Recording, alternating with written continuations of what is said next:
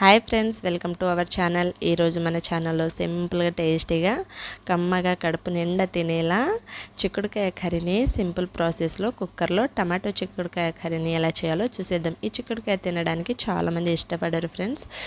ఇలా టేస్టీగా కమ్మగా ఎలా చేయాలో ఈ వీడియోలో చూసేద్దాము. దీనికోసం నేనైతే గోరు చిక్కుడుకాయల్ని 250 గ్రాముల వరకు తీసుకున్నాను ఫ్రెండ్స్. సుమారుగా ఫ్రెష్గా ఇలా కడిగి తీసుకున్నాను. వీటిని 1-2 టైమ్స్ ఫ్రెష్గా వాటర్లో కడిగి తీసుకున్నట్లయితే మనకి ఫ్రెష్గా ఉంటాయి కూరగాయలు అనేవి. సో ఇలా కడిగి తీసుకున్న గోరు చిక్కుడుకాయని తీసి మనకి కావాల్సిన షేప్లో అంత కంప్లీట్గా కట్ చేసి తీసుకోవాలి. సో నేనైతే ఇలా కంప్లీట్గా కట్ చేసి తీసుకున్నాను. చూడండి, ఈ షేప్లో కట్ చేసి తీసుకున్నాను. మీకు ముక్కల సైజ్ అనేది కొంచెం చిన్నగా కావాలంటే చిన్నగా కట్ చేసుకోండి. కట్ చేసి పక్కన పెట్టేసుకొని నేనైతే కర్రీ అనేది ఫాస్ట్గా అయిపోవాలనేసి కుక్కర్లో ప్రిపేర్ చేస్తున్నాను. దీంట్లో 2 టేబుల్ స్పూన్ ఆయిల్ని యాడ్ చేసుకొని పోపు దినుసుల్ని యాడ్ చేస్తున్నాను. 1 టేబుల్ స్పూన్ చొప్పున శనగపప్పు, మినపప్పు, ఆవాలు, జీలకర్రని యాడ్ చేసుకొని ఫ్రెష్గా ఉన్న కరివేపాకుని కూడా యాడ్ చేసుకోవాలి. 1 లేదా 2 పచ్చిమిర్చిని పొడవుగా కట్ చేసి యాడ్ చేసుకోవాలి. దీంట్లో ఒక ఉల్లిగడ్డని సన్నగా కట్ చేసి యాడ్ చేసుకోవాలి. ఇలా యాడ్ చేసుకొని అంతా ఒకసారి కలుపుకొని 1 మినిట్ పాటు బాగా మగ్గనివ్వాలి. ఇలా 1 మినిట్ ఫ్రై అయ్యాక దీంట్లోకి 2 లేదా 3 టమాటోస్ని కట్ చేసి యాడ్ చేసుకోవాలి. ఇలా టమాటోస్ని కూడా యాడ్ చేసేసి మనం ముందుగా కట్ చేసి పెట్టుకున్న గోరు చిక్కుడుకాయని యాడ్ చేసుకోవాలి. ఇలా గోరు చిక్కుడుకాయని కూడా యాడ్ చేసి అంతా ఒకసారి కలుపుకోవాలి. ఇలా కంప్లీట్గా అంతా ఒకసారి కలుపుకొని దీనికి మూత పెట్టి ఒక 5 మినిట్స్ పాటు మగ్గనివ్వాలి. అది మగ్గేలోపు మనం మసాలాని ప్రిపేర్ చేసుకుందాం. ఒక మిక్సీ జార్ తీసుకొని దీంట్లో కొన్ని పల్లీలని తీసుకోవాలి. 1/2 టీ స్పూన్ సాల్ట్ని, 1/2 టీ స్పూన్ పసుపుని, 1 టేబుల్ స్పూన్ కారాన్ని, 5-6 వెల్లుల్లి తీసుకొని దీంట్లో 1/2 టీ స్పూన్ మిరియాలని కూడా తీసుకోవాలి. ఇలా మెత్తని పేస్ట్లా గ్రైండ్ చేసి తీసుకోవాలి. ఇలా మెత్తని పేస్ట్ని గ్రైండ్ చేసుకున్నాక అంతా ఒకసారి కలుపుకొని తీసుకోవాలి.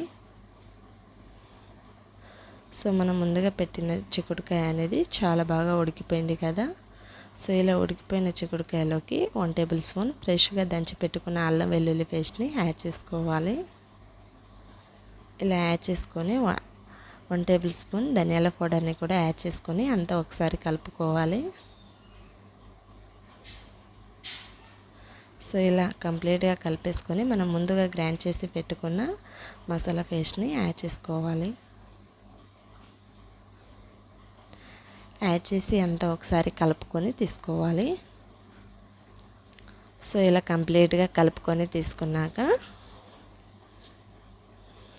దీంట్లో గ్రేవీ కోసం కొన్ని వాటర్ని యాడ్ చేసుకోండి. గ్రేవీ పలచగా కావాలి అంటే కొంచెం మనం విజిల్ రావాలి కదా, అందుకోసం 1 గ్లాస్ వాటర్ని యాడ్ చేసుకోండి. కుక్కర్లో యాడ్ చేసి చేస్తున్నాం కదా. సో మీరు ఇదే ప్రాసెస్ని గిన్నెలో చేస్తున్నట్టయితే వాటర్ని కొంచెం తక్కువ యాడ్ చేసుకోండి. సో మూత పెట్టి ఒక విజిల్ వచ్చేంత వరకు దీన్ని మనం కుక్ చేసుకోవాలి. ఇలా ఒక విజిల్ వచ్చాక స్టవ్ ఆఫ్ చేసి మూత తీసి చూస్తే మనకి పర్ఫెక్ట్గా ఉడికిపోయింది. చూడండి, మనకి ఇదైతే పర్ఫెక్ట్గా ఉడికిపోయింది కదా. సో ఇలా ఉడికిన చిక్కుడుకాయలోకి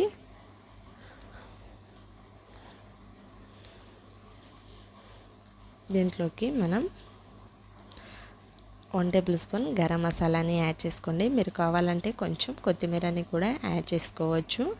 సో ఇలా యాడ్ చేసి అంతా ఒకసారి కలుపుకొని ఒక సర్వింగ్ బౌల్ తీసుకొని సర్వ్ అవుట్ చేసుకుంటే ఎంతో రుచికరమైన కమ్మదనాన్ని ఇచ్చే గోరు చిక్కుడుకాయ కర్రీ ఈజీ ప్రాసెస్లో ప్రిపేర్ చేసేసాం కదా ఫ్రెండ్స్. చాలా ఈజీగా, చాలా సింపుల్గా వంట రాని వాళ్ళు, ఫస్ట్ టైం చేసేవాళ్ళు కూడా ఇష్టపడని గోరు చిక్కుడుకాయ అన్నది ఎవరు ఇష్టపడారో సో వాళ్ళకి ఈ ప్రాసెస్లో చేసి పెట్టండి. చాలా ఇష్టంగా కడుపు నిండా మళ్ళీ మళ్ళీ చేయించుకొని తింటారు. వీడియో నచ్చితే లైక్ చేయండి. మరిన్ని రెసిపీస్ కోసం సబ్స్క్రైబ్ చేసుకోండి.